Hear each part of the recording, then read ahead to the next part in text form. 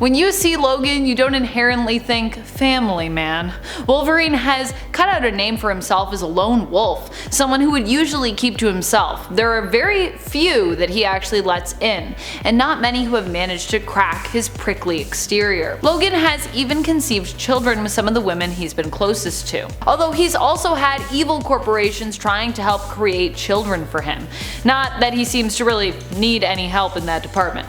Wolverine has had so many kids he doesn't even remember them all, although a big part of the reason probably for his forgetfulness is due to the fact that his painful memories have a tendency of getting erased by his healing factor, and most of those people who have been close to him have been tied to painful memories at some point, as he kinda has a tendency of bringing death to the door of those who love him most. Welcome back, Nerd Squad. Today we're going to be exploring more of Wolverine's family history by counting down some of our favorite characters who also happen to be Wolverine's offspring in this list. Top 10 Children of Wolverine. If you want to learn more about your favorite superheroes' backstories, their powers, those that they've fallen in love with, their children, check out this playlist over here, which has tons of content about all your favorite heroic characters from comics. And be sure to stick around to the end of this list where I will have some bonus content coming your way in the form of comment responses. Alright, now let's get counting. Number 10. Ren Duran. Ren Duran, which sounds kinda like Duran Duran but isn't, is Logan's daughter from an alternate universe. Her mother was a sorceress known as Sylvie Darkness, and she grew up in a family with a strong lineage of magic users. She herself has both a healing factor and magical abilities, which allow her to open portals. Her bone claws seem to also be imbued with mystical energy as they glow. Ren made her first full appearance in 2019's Marvel Comics Presents issue number 5. Number 9. Shadow Stalker. Are you ready for the mongrels? Cause they are coming! Coming for Wolverine's head, that is. The mongrels were a group of Wolverine's children who all kinda had a personal vendetta against him, many of them being abandoned by him. They were convinced by Dawson to become a group known as the Mongrels, who were trained by the Red Right Hand to become assassins and to take on Wolverine. Shadow Stalker was one member of the Mongrels who didn't even get a name. We also don't know who her mother was, but she had a very interesting look when it came to her costume, sporting a weird mask with flail-like hair tendrils, like a flail ponytail. Pony flails. Cannonfoot. Cannonfoot was another mongrel. Once again, we do not know his name or the name of his mother, but Dawson also found him and brought him into the fold. His abilities we know to be closer to Wolverine's, giving him an animal-like instinct, superhuman strength, speed, and agility. He also appears to have claws on his toes and fingers, similar to Sabretooth. Sophist. All we think we know is that Sophist is likely Mexican. He is also a member of the Mongrels. Once again, we do not know his mother's name or his name.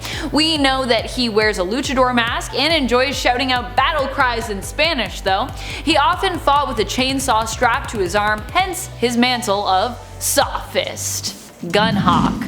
Gunhawk became the leader of the Mongrels. He actually got a name, and so did his mother. Yay! His name is William Downing, and his mother was Dolores Downing. She is believed to be a Canadian woman, though the story of her and Logan's relationship still remains pretty unknown.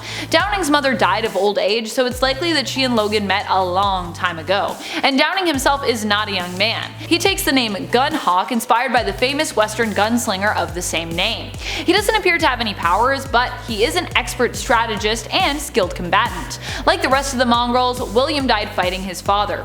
Wolverine gave them the option to surrender, but they refused. Later on, Wolverine would discover that the team was composed solely of his children and buried them feeling great sorrow and remorse for being made to kill them. Wolverine just has such a tragic story. Everything that happens to him is terrible. Number 5. Emiko. Emiko is the adopted daughter of Wolverine. She first appeared in Uncanny X-Men issue 181, where her mother was killed when a dragon from Battleworld rampaged through Tokyo. True story. Wolverine agreed to look after Emiko as her mother lay dying, worried for her daughter's safety. Wolverine promised to raise her as his own, and well, that's kinda what he did. Well, it was mostly his fiancée Mariko who raised her, as Wolverine of course was often busy with X-Men missions. After Mariko was assassinated by the Hand, Emiko ended up in the foster system. When Logan learned Emiko's foster parents were not taking proper care of her, he removed her from their care and asked his friend Yukio to look after her. Seeing as how Emiko has spent most of her life raised with Clan Yoshida, although she does not have any powers just yet, she is trained in the martial arts. She's even teamed up with Wolverine and Yukio at the end of issue 303 of Wolverine. It's pretty cute. Number 4. Scout. Scout was formerly known as Honey Badger and is a clone of Wolverine. She was also created using Wolverine's genetic material and that of geneticist Sarah Kinney. She is one of 10 clones created in this vein who are often referred to as the Sisters. Gabrielle Kinney, or Gabby, was created by Alchemex Genetics and was trained and used as a bodyguard to be sent out on missions. Her and her sisters were made to feel no pain, which sometimes gives her a strange edge in comparison to some of Wolverine's other children, if we're talking about power levels. Although, you know, pain is there to be felt for a reason, so. Number 3. Jimmy Hudson.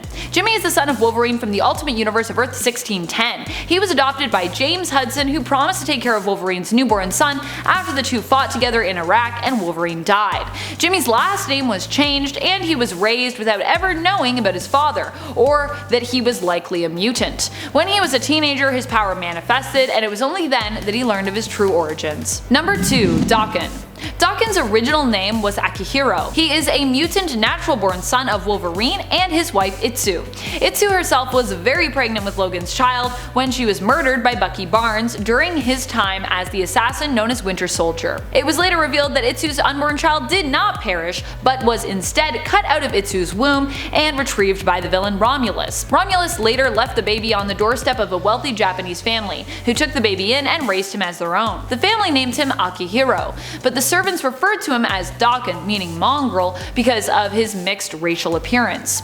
Romulus would later reveal himself to the boy after everything kinda went sideways, claiming to be him from the future and attempting to use and manipulate Dawson for his own purposes. Dawson and his father, considering his backstory as such, have had a rocky relationship throughout the comics, and Dawson is often painted as a villain or a reluctant anti-hero. Number 1. X-23, also known really as just Wolverine. She and her dad are both Wolverine, really.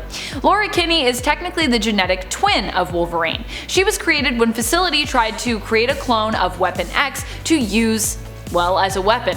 Sarah Kinney, an acclaimed geneticist, was brought in when Xander Rice failed to replicate the adamantium bonding procedure on any of his subjects, who all died during the process. The genetic sample that Sarah was attempting to use to clone Wolverine with was damaged, which prompted her to suggest making a female clone instead of reconstructing the genetic sample artificially, which would take years. When Dr. Sutter and Xander Rice refused to agree with Kinney that this was the best way to proceed, she rebelled and decided to go against their wishes, moving forward with her version of the project. In the end, she was forced into being the surrogate mother for baby Laura and regretted her earlier views of seeing this being as only a weapon instead of the true miracle of life that it was. Laura would grow up to be X-23 and would eventually escape the facility and track down her genetic father, Wolverine. Thank you so much for watching, Nerd Squad. Who are some of your favorite of Wolverine's kids? Who would you like to possibly step into Papa Logan's shoes and become the new Wolverine in the MCU, if we decide to go that route and don't recast Wolverine?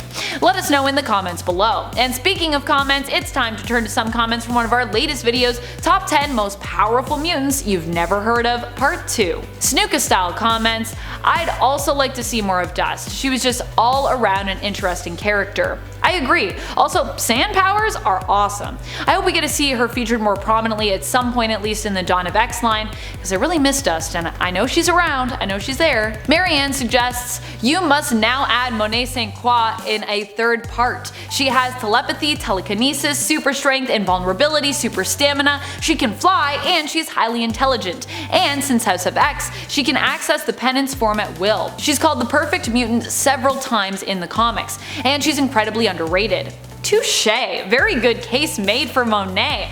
I guess I kinda just thought because I had seen her recently in Empire, X-Men, and that series, that everyone knew Monet, but you're right, she is very underrated and not as well known as some of the other mutants. Maybe if we do a part 3. And that's all the time we have for comments today. Be sure to comment below for a chance to have your thoughts and feels shouted out in a future video. This has been Top 10 Nerd, and I'm your host Amanda McKnight, reminding you to stay nerdy, YouTube. Top 10 Children of Wolverine. My Fitbit was like, you got your calories for the day. Thank you. And retrieved by the villain Romulus. Oh, sorry. Yeah.